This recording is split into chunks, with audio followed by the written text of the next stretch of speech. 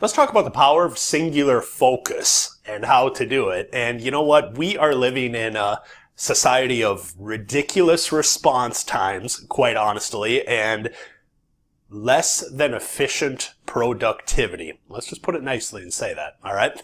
And before I get into, there are only two things. And if you do these two things, I guarantee they will 10x, yes, 10x your productivity. But before we get into that, if I were to just ask you the simple question, what is the time that you were most productive in your life in terms of the amount that you actually learned and the amount that you got done? What would you tell me? And you might not go in this direction necessarily, but for almost everyone, including me, who is a slacker, it was probably school, right? And regardless of how your schedules were structured, what you found is that during that time, a relatively short period of time, you learned so much and you got so much done because you had a singular focus. When you were learning math, you weren't learning science. When you were learning art, you weren't learning English. You just had one class and you had one thing that you were focusing on and one thing that you were getting done. And as I'm talking to you about this, I can hear you through the screen saying to me, well, Scott, I mean, it can't possibly be like that. No, I mean, I've got tasks and I've got projects and I've got programs and I've got proposals and I've got emails and I've got texts and I've got phone calls and I've got all these different things that I need to do and they all need to get done right now. Like I need to be on task for all of these different things. Take a deep breath. Like I will. Let's all take a deep breath, okay? But you need to think more along the lines of blocking and chunking your time and removing distractions. And if you're able to do this, it will have a massive impact on your productivity. If you've read any of the latest neuroscience research, you know that we actually can't multitask. Our brains can't do it. Or in other words, we at least can't do it well. All we can really do is single task. Now, you might be really good at single tasking and doing one thing and then bouncing back and forth to another thing a little bit faster than other people. But the fact of the matter is you can't really do multiple things well. It just doesn't work that way. So the first part to being able to 10x your productivity and harness the power of a singular focus is quite honestly just to chunk or just to block your time. And we have people in a lot of different positions that are watching this video. I have no idea what your typical schedule is. But as you look at it, as you look through your schedule, think about, you know what, how can I take my tasks during this block or this chunk of time and how can I batch them? Batch them. In other words, like take all of your emails and God forbid we don't have the ridiculous response times where we just say, you know what, I mean, if somebody reaches out to me, I need to get back to them within 10 minutes or the whole world is going to end. It's actually like, well, it's one thing if you're in customer service, you're in other positions where that is your job.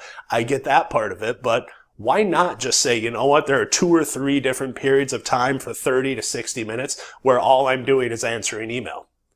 But the kicker of it and the thing of it is that when you're answering email, you're not answering the phone. You're not answering text messages. You're not on the web. You're not doing anything else. You're just answering email. That's what it means to batch your tasks, and that's what it means to chunk and to really block and focus your time. You know, every now and then I get this where I'll send somebody an email because I'll have my hour of time where I'm just doing email. I'm doing nothing else other than email. And I'll email somebody maybe that I'm following up with or somebody that I'm trying to schedule a meeting with. And after they get the email, they'll call me. And it might be, let's say, 10 or 15 minutes later, and I won't answer my phone. And they'll leave a message, something to the effect of, well, I thought you would answer your phone because I just got an email from you 10 to 15 minutes ago. And what they don't get is when I'm sending email, I'm not answering my phone. And when I'm making phone calls, I'm not answering email and I'm not sending text messages. All the things are very batched and are very focused. Now, is it always like this 24/7? No, the same way that it won't be for you. As long as we're doing business with people, this is going to be an inexact science and it's never going to fit perfectly into this nice little thing in this nice little place. And certainly, let's say you're in sales, if your top customer, if somebody, a call that you've been waiting on forever comes in, well, you can't just say, I'm going to ignore that and I'm going to work on these other tasks right now. Some things need to take priority, but what I'm trying to get you to understand is that in the grand scheme of everything that we need to get done throughout the course of the day, if everything is a priority, nothing is a priority. And if we aren't willing to take back some of our time and to say, you know what, for this next hour, I'm just working on this project. For this next hour, I am just working on this proposal or this report or doing email or making outbound phone calls or doing follow-up.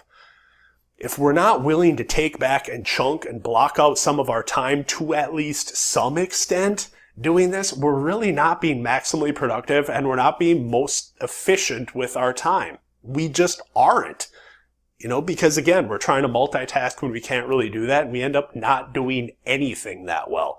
So what I can tell you is just by chunking, just by blocking your time, you will never feel more efficient. You'll never feel like you get more done faster, easier, and you'll never feel less stressed if you are willing to just do that.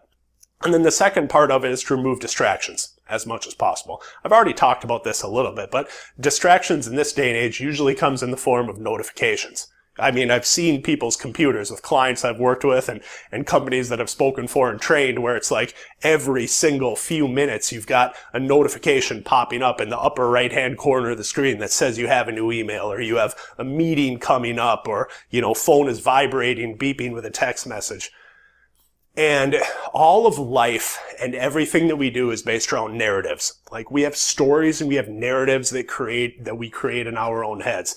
And again, I can hear you saying through the screen to me, well, Scott, all these things are really urgent. They're all a priority and I need to know about them. And we have these response times that we need to get back to people. Okay, again, if you're in customer service, if you're in one of those positions, I get it.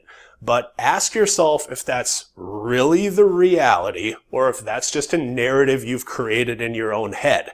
I will usually ask sales teams that I speak for, I will say, you know what, how many of you have ever lost a sale because you didn't get back to somebody in the first hour, like within 1 hour? And sure enough, I did actually have one person raise their hand just a few weeks ago, but I've spoken to a lot of salespeople, and he was the first one I've ever had that said he actually lost a sale by not getting back to someone within the first hour. And again, all that speaks to is if it's certainly somebody you've been waiting for a call back for a long time, well, okay, you take that call, you respond to that email. I get that. That's the nitty gritty of this and you're missing the big picture. But what I am saying is for the most part, we create these narratives and these things in our head where we need to be so hyper focused and attentive and responsive to everything going on around us, and it ruins our ability to do things really well and to be maximally productive and focused with our time. So all I want you to take away from this video is those two very basic things. Look at your schedule, and again, I get people watching this are in lots of different positions. I don't know yours. I don't know what you go through on a day-to-day basis. But if you can just scan your schedule and just say, you know what, where could I batch some of my tasks? Where could I condense and block out some of the things that I do to make me a little bit more productive during that time? Because like in my case right here, okay, I mean, this is the 4th video in a row that I'm creating. Like I don't create one video here and then one video there and then one video the next week. Like I do a bunch of videos at once because I know once I get in the flow with something, it's that much easier for me to keep doing it. It's the same way that I got all my books written. It's the same way that I've gotten most of my programs created. Because once you get going on that, it's that much easier to have that singular focus and to just stick with it. So eyeball your schedule, think about where you could chunk, think about where you could block the time and batch your tasks, and then also think about all of those notifications that are going off through email, through text, through even phone calls sometimes, through calendar invites and reminders and everything else. Think about whether those are really important in the grand scheme of things or whether you're just creating the narrative in your head and you're just making them urgent.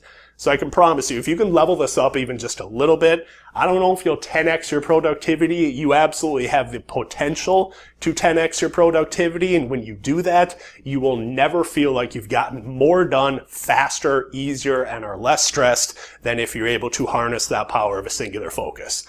So go out, put that to use, share this with some outperformer if you think they can benefit from not multitasking so much and having a little bit more of a singular focus. But as always, I want to wish you the best of health, happiness, high performance. Have a great day.